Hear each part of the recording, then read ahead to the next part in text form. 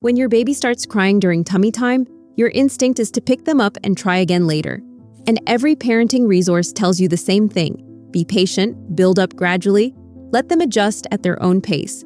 But what if I told you that trying again later is actually making it worse? Your baby isn't crying because they need more time. They're crying because their body needs one specific adjustment that no one's telling you about. And once you make it, tummy time transforms in minutes, not weeks. Let me guess what's been happening. You lay your baby on their belly, within seconds, crying. That face that says, "I hate this." So you pick them up, tell yourself you'll try again tomorrow, and then tomorrow comes and it's the same story. And you start wondering if you're doing something wrong or if your baby just isn't ready. But here's what no one tells you. This isn't about your baby being difficult. This isn't about waiting longer. What's happening is actually a mechanical issue with a very simple solution. Because tummy time isn't just hard for your baby, it's hard for you. You're watching your baby struggle with something that's supposed to be good for them, and every instinct you have is screaming at you to make it stop. You haven't failed. Your baby hasn't failed. This is one of the most common struggles parents face in the first 6 months. And it has nothing to do with your baby's ability or your parenting, because your baby isn't resisting tummy time. They're overwhelmed. And the reason they're overwhelmed has to do with something most parents don't even think about: positional support and sensory orientation. Your baby's head is incredibly heavy relative to the rest of their body, and their neck muscles are barely developed. When you place them flat on their belly with no elevation, no props, no support, you're asking them to fight gravity with a physical disadvantage. Now, I need you to imagine something. Imagine someone asked you to hold a plank position with no core strength, on an unstable surface, with your head feeling twice as heavy as usual. And then imagine trying to do that while also figuring out where your body is in space. You'd probably cry too. But here's the thing about your baby's body. When their head feels heavy and unsupported, and when their chest is completely flat against the ground, their nervous system interprets that as unsafe. Not dangerous, just uncomfortable and disorienting. And that discomfort, that's what triggers the crying. This isn't a sign of weakness. This is your baby's brain doing exactly what it's supposed to do, sending signals that say, "Hey, I need help here." And here's what's actually beautiful about this. Your baby wants to do tummy time. Their brain is wired to seek out these developmental challenges. They're not resisting the work. They're asking for the right conditions to do it in. So let's talk about what's actually happening in your baby's developing body during tummy time. Your baby has 2 systems working overtime right now: their vestibular system and their proprioceptive system. The vestibular system is located in the inner ear, and it's responsible for balance and spatial orientation. The proprioceptive system is the network of sensors in muscles and joints that tells the brain where the body is in space. Now, in adults, these systems are so automatic we don't even think about them. You know where your arms are without looking. You know if you're tilted, you can catch yourself if you start to fall. Babies? They're just starting to calibrate these systems to gravity. And tummy time is one of the primary ways they dial that connection in. Now, think about what happens when you add one simple element: support. When you place a small rolled towel or nursing pillow under your baby's chest, just enough to elevate them slightly, you're giving their body a stable base. Suddenly, their vestibular and proprioceptive systems can start doing their job without going into alert mode. This isn't coddling. This is scaffolding. And scaffolding is how babies learn everything. Think about it this way. You wouldn't teach a toddler to walk by placing them in the middle of an empty room and saying, "Figure it out." You'd hold their hands. You'd let them lean on furniture. You'd give them support until their muscles and balance caught up with their desire to move. Tummy time works the same way. Your baby's brain is capable of incredible growth, and developmental research shows it needs the right conditions to grow in. When you provide positional support, you're not eliminating the challenge, you're making the challenge accessible. You're giving your baby's nervous system the message: you're safe, you're stable. Now, let's build strength. And watch what happens next. When your baby feels supported, they stop crying, not because you've given up on tummy time, but because their body can now focus on the actual work, lifting their head, pushing through their arms, engaging their core. That's when development happens. So how do you do that? How do you turn tummy time from a tearful fight into something your baby can actually tolerate and eventually enjoy? Let's walk through the 3 most common mistakes parents make and what to do instead. Mistake number 1, starting on a completely flat surface. This is the one I see most often. Parents lay their baby flat on the floor or a playmat, and they expect the baby to just lift up. But remember what we talked about. No support means sensory overload. Here's what to do instead. Take a small rolled towel, a nursing pillow, or even a firm cushion, and place it under your baby's chest, right at armpit level. You want just enough elevation to lift them up, but here's the key detail. Make sure their elbows are tucked in front of the towel, not trapped behind it. Their arms need to be forward so they can actually push down. This way, their head doesn't have to fight gravity quite as hard. Now, a quick safety rule. This propped position is for supervised. Awake time only. The towel is a tool, not a bed. If you need to leave the room, or if your baby starts to drift off to sleep, you remove the towel and roll them onto their back immediately. Tummy time is for play, back is for sleep. But as long as you're right there watching them, this is a game changer. Now, when you place your baby in this position, notice the immediate difference. Their head comes up more easily. Their arms have something to push against. And instead of crying within seconds, they might actually look around.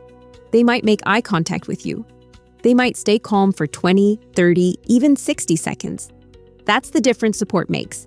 And as your baby gets stronger, and they will, you gradually reduce the height of that support. Maybe after a week, you use a thinner towel. Maybe after 2 weeks, you try it flat for short bursts. But you start with scaffolding, not struggle. Number 2, expecting long sessions right away. Now, the second issue isn't where you're placing your baby. It's how long you're expecting them to stay there. Parents think tummy time needs to be 5 minutes, 10 minutes, a full stretch of time. And when their baby can't handle it, they feel like they're failing. But what's actually happening is this. Your baby's nervous system fatigues quickly. Their neck muscles are working hard. Their brain is processing a flood of new sensory input. Asking them to sustain that for minutes at a time is like asking you to hold a wall, sit for 5 minutes on your very first attempt. Also, try to avoid this right after a big feed. While not dangerous, that pressure on a full belly can be uncomfortable, especially if your baby is prone to spit up. Waiting about 20 minutes usually helps them settle. So what do? You start with micro sessions, 10 seconds, 20 seconds. Literally, that's it. You put your baby down, you support them, you engage with them for 15 seconds, and then you pick them up. You don't wait for crying. You end on a positive note. And you do this multiple times a day, 3 sessions, 5 sessions, 10 sessions. Your long-term goal is to build up to about 15 to 30 minutes total per day. But you get there by adding up these tiny, happy micro sessions, not by forcing one long, miserable one, because your baby's brain learns through repetition, not duration. Short, frequent, positive experiences build the neural pathways. Long, miserable experiences just build stress associations. So, if you've been trying to push through the crying, please hear me. You don't have to. Shorter is better, more frequent is better, positive is better. Number 3, silent, disconnected tummy time.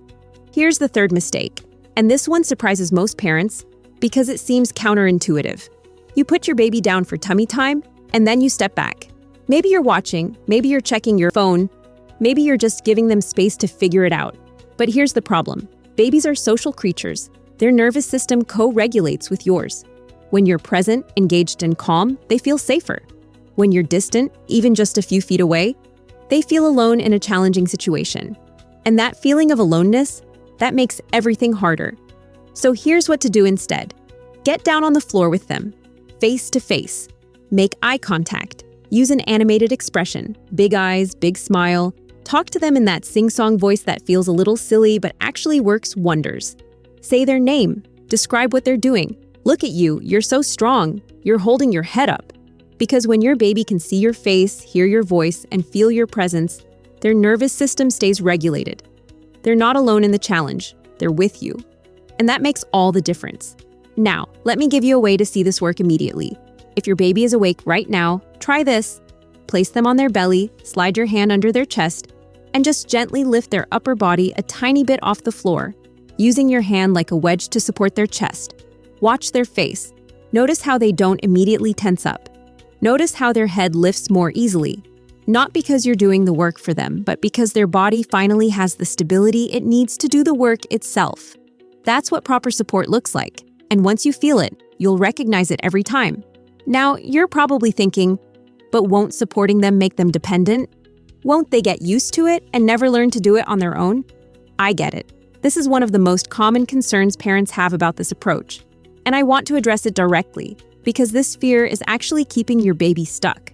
Supporting your baby during tummy time doesn't create dependency. It creates confidence.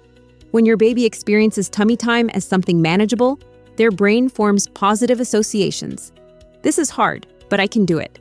This is uncomfortable, but I'm safe. And those associations become the foundation for effort and persistence. On the other hand, when tummy time is consistently overwhelming and distressing, your baby's brain learns, this is something to avoid. And that makes future attempts even harder. So no, you're not making them weak by helping them. You're making them strong by giving them a foundation to build on. And here's the other thing I need you to hear.